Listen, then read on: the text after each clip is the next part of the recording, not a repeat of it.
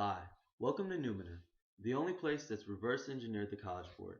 We're going to show you how to solve these problems very quickly, with mathematical precision, and with 100% confidence. That means you no longer have to rely on the answer key, but purely on the power of knowledge. The mind is a powerful tool, and we're going to show you how to use it. Here's how it's done. Okay, before we get started, how about you try to solve this one on your own? I'll read the question and I'll give you a chance to solve it. When the Berlin Wall, long a symbol of the Cold War, began to be torn down in 1989, 5 million people went to Berlin to celebrate that.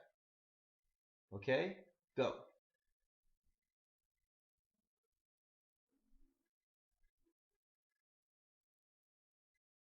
Are you done? If not, it's okay. This is how we would solve it. Are you ready? Watch carefully. Error in A, error in B, I see an error in D, and error in E. Answer should be C. Pretty fast, right? But not just fast, fast and accurate.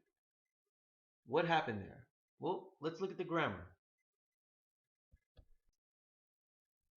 Alright, now let's look at the grammar concepts involved in this problem. To help you guys out, we've listed them in the top right hand corner. Pronoun, idiom, and verb forms. Now let's look at the question. When the Berlin Wall, long a symbol of the Cold War, began to be torn down in 1989, 5 million people went to Berlin to celebrate that. Okay, before we even look at the answer choices, I want you to look at this note. It's an idiom note. Remember from our previous problem, we had what we called a special verb. Well, we have another special verb in this problem. Went, or go. Go to plus X plus infinitive provides us a purpose or a goal. Why we went somewhere. Or we can have go to plus X plus present participle. And that'll let us know about the method of travel or a concurrent action. So let's keep this note in mind as we look at our different choices. Let's look at A. 5 million people went to Berlin to celebrate. Great. It looks like we meet the requirement for the first of our idiom notes.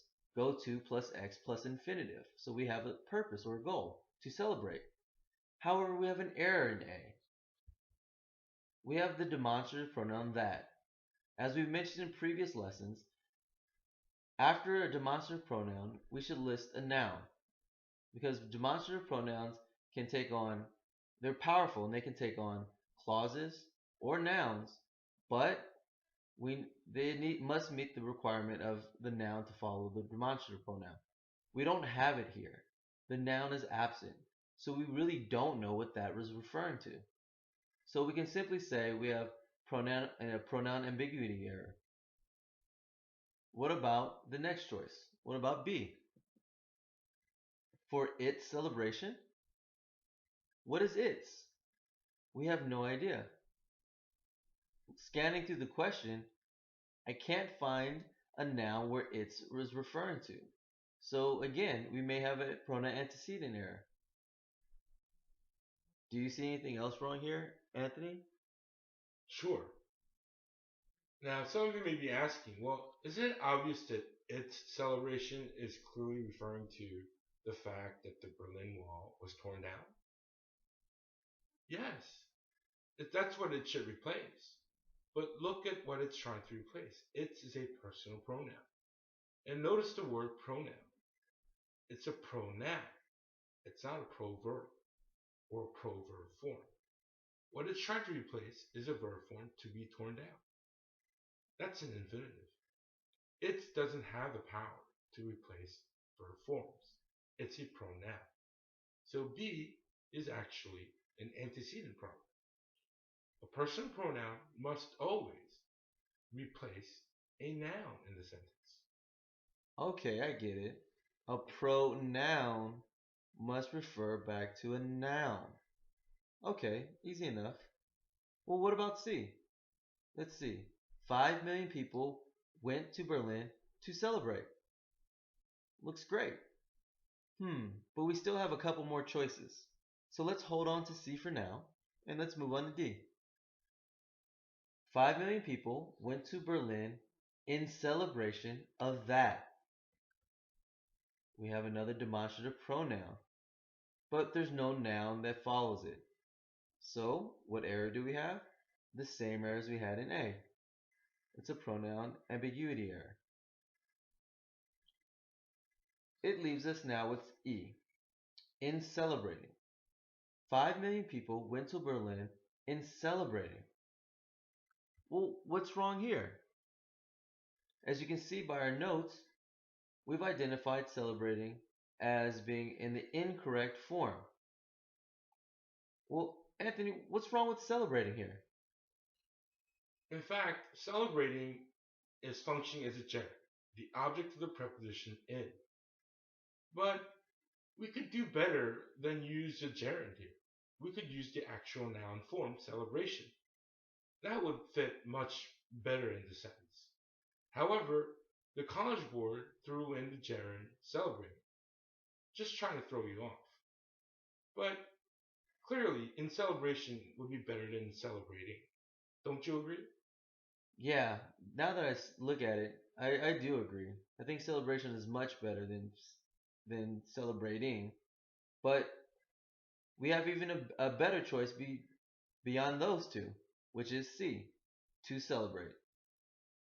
So if you want to learn more about the differences between nouns and different verb forms, you should refer to our other videos where we go to in much detail the differences and importance of verb forms.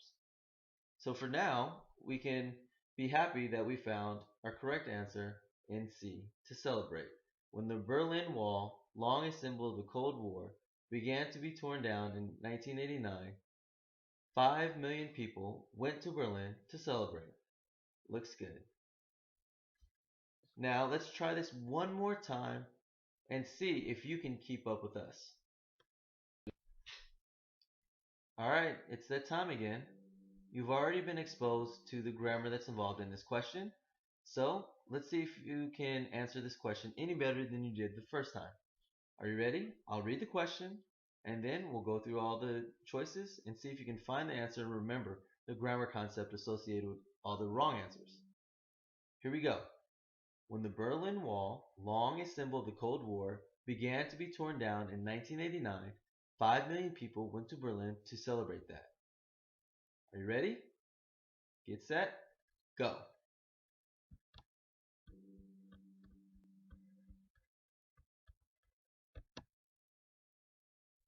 How'd you do? Did you get C? Were you able to keep up with us? If not, keep trying and study the material again. Until next time. Noumena, empowering minds.